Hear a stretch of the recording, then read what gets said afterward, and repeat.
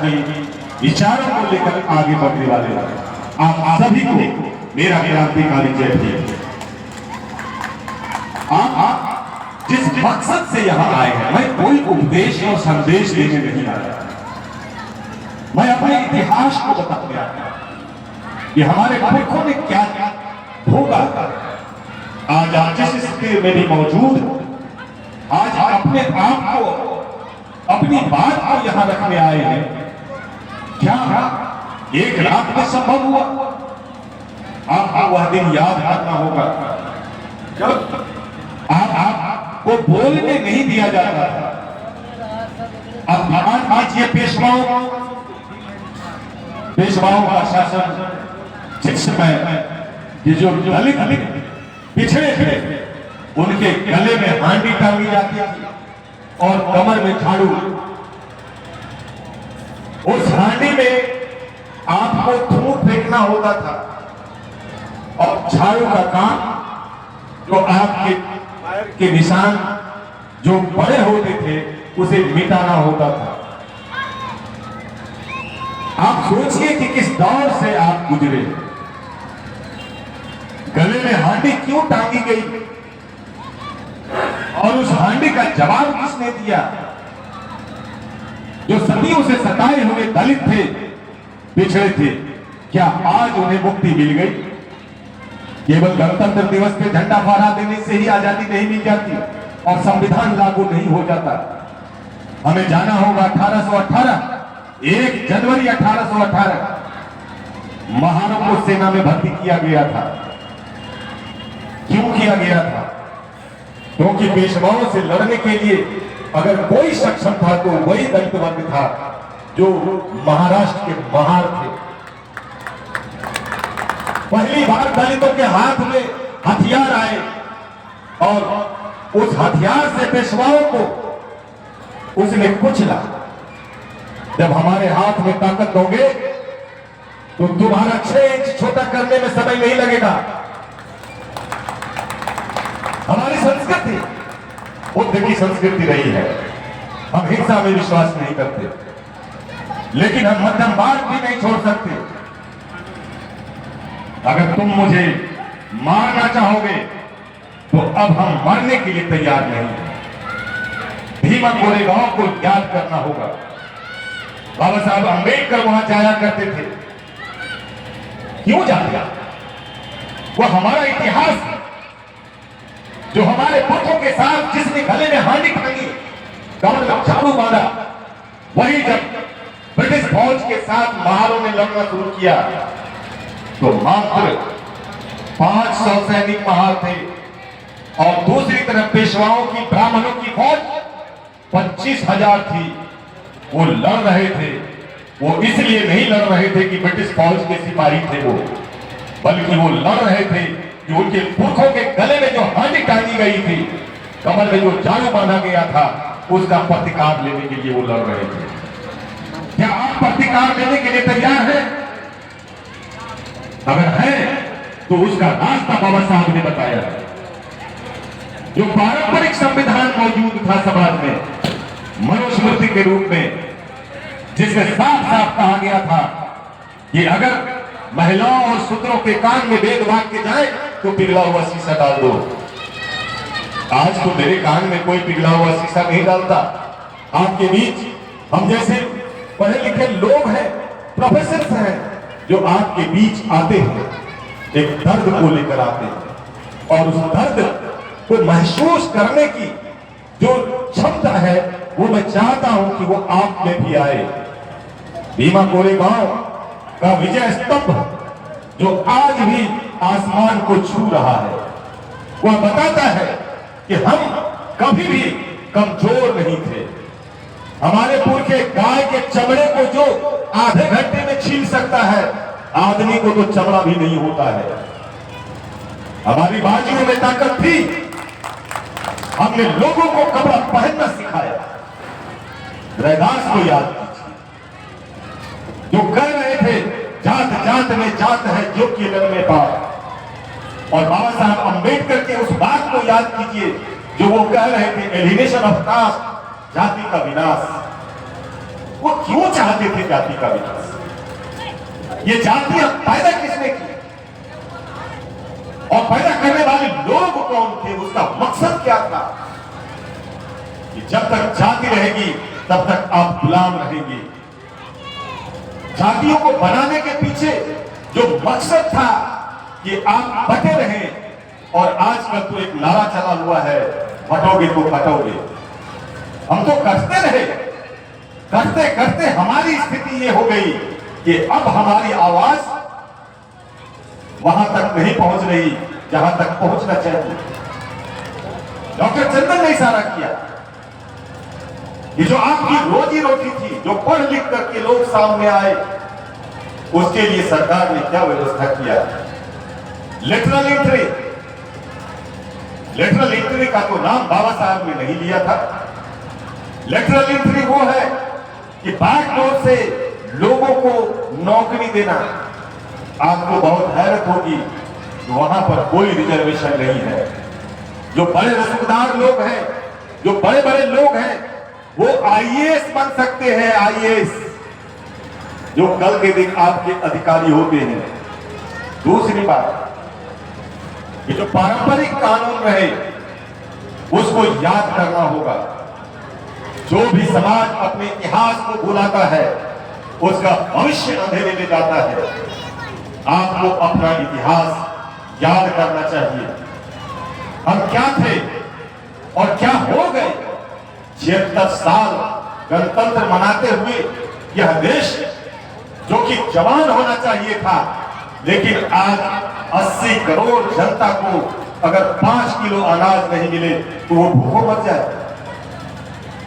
ये जो व्यवस्था है कि हम अपनी कमाई का स्वाभिमान से हम खा नहीं सकते। क्यों नहीं खा सकते? क्या हम काम छोड़ रहे हैं? हम तो श्रमजीवी लोग रहे हैं।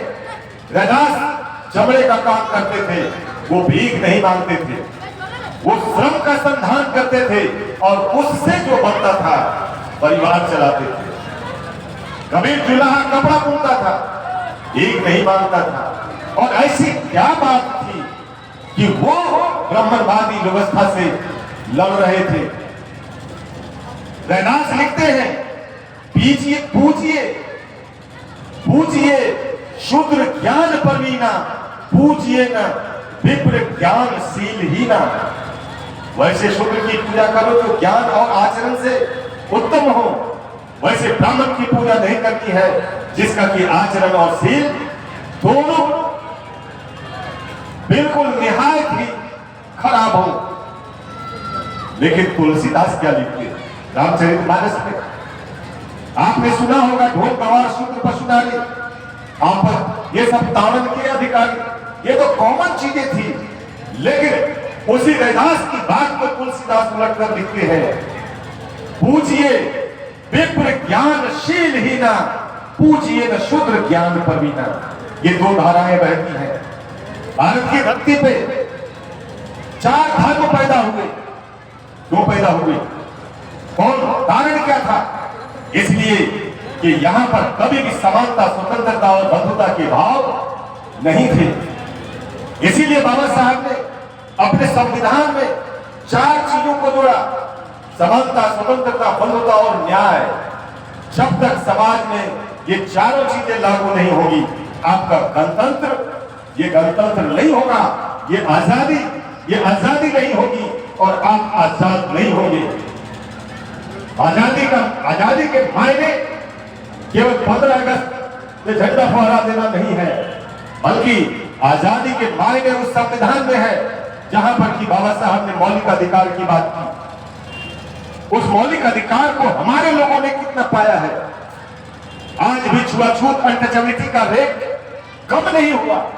अभी भी समाज में छुआछूत की भावना बनी हुई है और आपको हैरत होगी कि हर साल उसमें 2 से 3% की वृद्धि हुई है।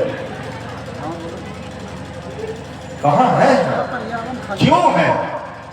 इस पर सवाल करना होगा, संवाद इस पर करना होगा कि जो महिलाएं हैं, जो दबे कुचले लोग हैं, क्या वो आजाद हुए? और ये लोग कौन हैं? अगर इन लोगों को देखना हो तो आप आइए वहां चलिए जहां पर कि मूछ रखने पर सजा दी जाती है, शादी ब्याह में घोड़ों पर घोड़ी पे चढ़ने पे सजा दी जाती है।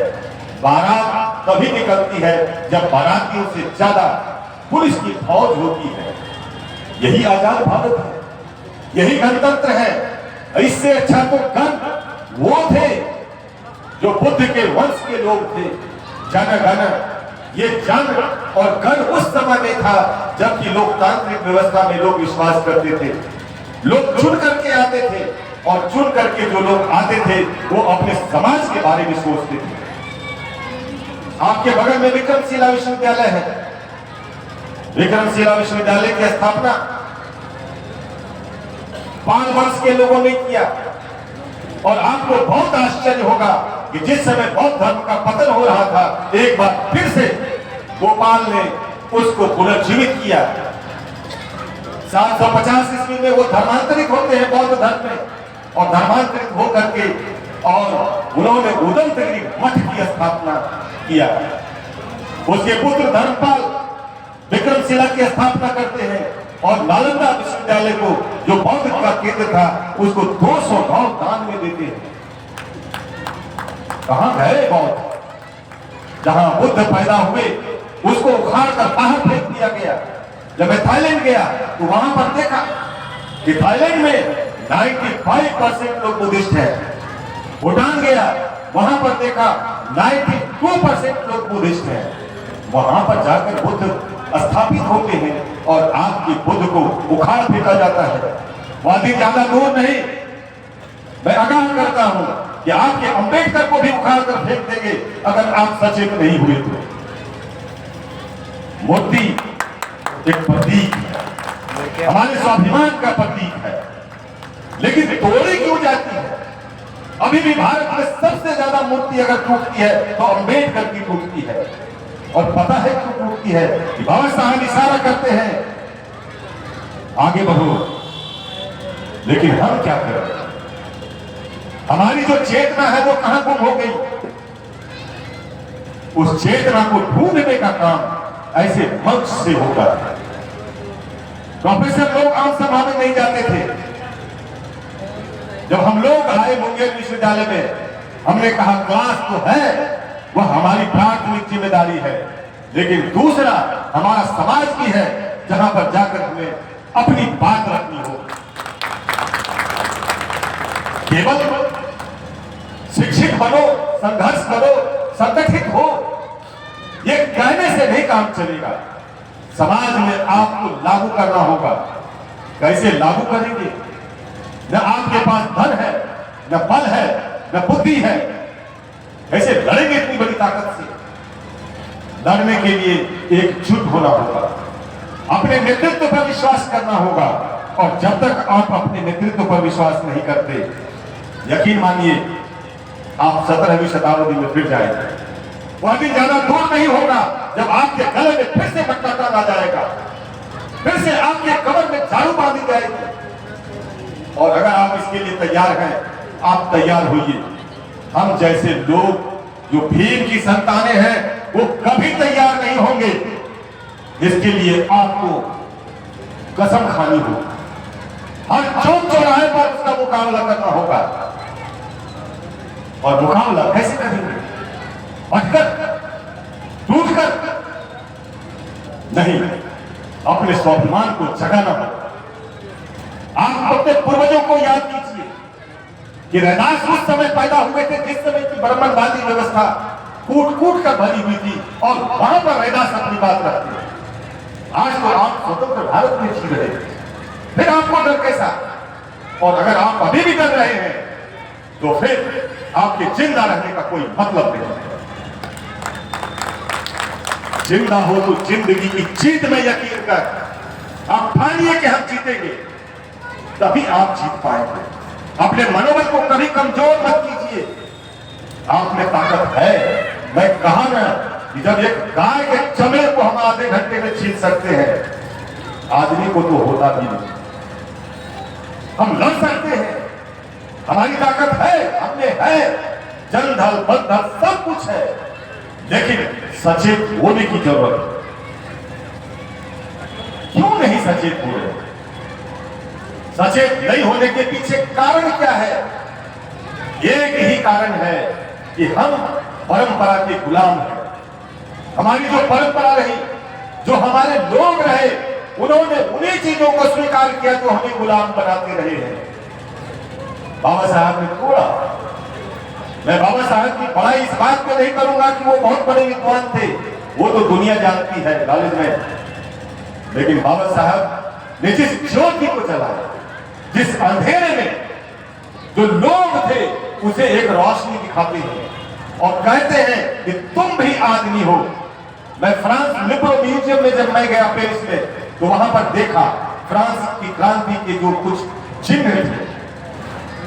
देखा वहां पर एक महिला एक हाथ में बंदूक लिए हुए थी और दूसरे हाथ में एक बच्चे का हाथ थामे हुए थी, और वो महिला लाशों पर से गुजर रही थी। 1789 फ्रांस की क्रांति क्यों हुई थी? इसलिए कि सत्ता में बैठे हुए कुछ लोग ऐसे थे जो लोगों की हक को मार कर खा रहे थे। मैं उसी में नेपोलियन बोनापार्ट का घर भी देखा। सोने से भरा हुआ आलीशान मकान, एक तरफ सोने और चांदी की कटोरी में लोग खा रहे थे और दूसरी तरफ अन्न के दाने के लिए तरस रहे थे। क्रांति होनी चाहिए। जिस देश से क्रांति नहीं होती वह मुर्दों का देश होता है। लेकिन क्रांति कैसे होती? कौन रास्ता बताएगा? क्रांति ऐसे नहीं आती।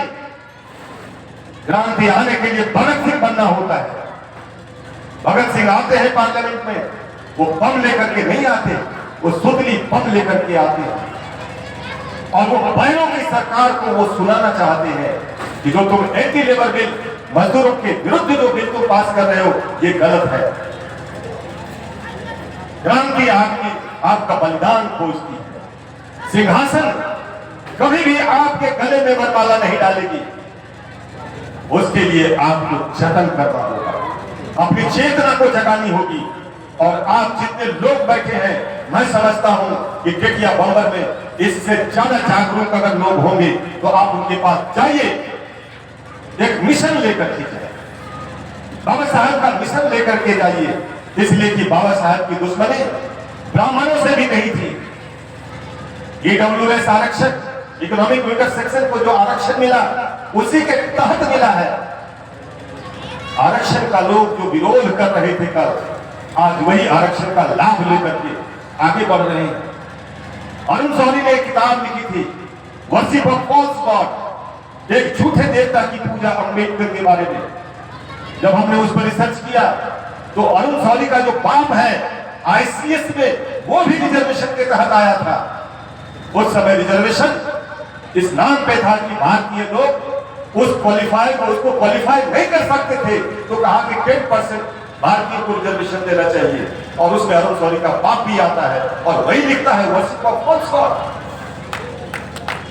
हमें उसी चाल को देखना होगा, आपको समझना होगा। जो आप बिखरे हुए लोग हैं उसे एक जगह बैठ करके सोचना होगा। ऐसे ही भीमा कोरेगांव नहीं होता। 25,000 की फौज को महार सैनिकों ने ध्वस्त किया, उनकी अतड़ियों को गले में लपेटा और मरते हुए जश्न मनाया कि हमने अपने पुरखों का बदला लिया। हमारे पास बदला लेने का रास्ता है, वो है हमारी एकता। जिस जाति के नाम पर हम बटे हुए हैं उसको एक करना। बाबा साहब जाति का विनाश लिखते हैं, क्यों लिखते हैं? बार बार हमें इस बात को दोहराना होगा, क्योंकि बाबा साहब को तो सबसे बड़ी चिंता थी कि अगर सेपरेट इलेक्ट्रेट हो भी जाएगा, जो दलितों के द्वारा ही, दलितों के वोट के द्वारा ही दलित के नेता चुने जाएंगे। जिस पर की यरवदा जेल में महात्मा गांधी के साथ अंबेडकर की बैठक होती है और वहां पर पूना पैक्ट होता है 1932। वहां पर गांधी जी कहते हैं कि ये नहीं होगा, हिंदू बच जाएंगे। बाबा साहब खून का आंसू रोते हैं और वहां पर 15% जो जनसंख्या आधारित रिजर्वेशन की बात करते हैं। सेपरेट इलेक्ट्रेट जब नहीं हुआ तब बाबा साहब वहां पर एनिवेशन की बात करते हैं और 1936 में जब वो संत राम आर्य समाज जो अपने समय में सबसे प्रगतिशील समाज था, वहां पर जब वो अपना पेपर भेजते हैं तो संत राम कहते हैं कि बाबा साहेब इसमें हिंदू धर्म के बारे में बहुत सारी बातें ऐसी कही गई है, आप उसको हटा दे तो अच्छा होगा। बाबा साहब स्वाभिमानी थे, बोला संत राम जी इसमें से एक शब्द मैं नहीं हटाऊंगा, भले ही आप मुझे बुलाएं अथवा ना बुलाएं।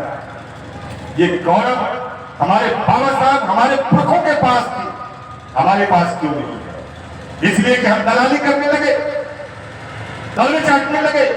माननीय कांसी राम ने जो काम किया उस काम को याद कीजिए। बाबा साहब को पुनः स्थापित करते हैं भारत की धरती पे।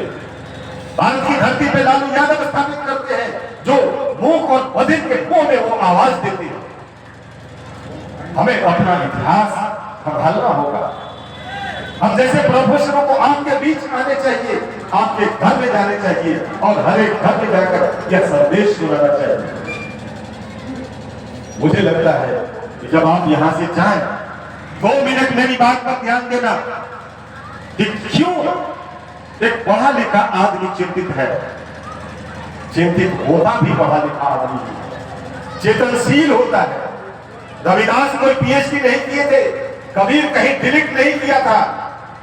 ये तो लिखते हैं मसी कागज छुओ नहीं, कलम कहो नहीं हाथ, और उस पे लोग पीएचडी कर रहे हैं। चेतना, मैं कहता हूं पढ़ने की अगर जरूरत नहीं समझते तो अपनी चेतना को विकसित कीजिए, और जिस दिन आपकी चेतना विकसित हो जाएगी, दुनिया की कोई ताकत नहीं जो कि आपको सिंहासन तक नहीं पहुंचा सके। बहुत बहुत धन्यवाद। जय भीम, जय भारत।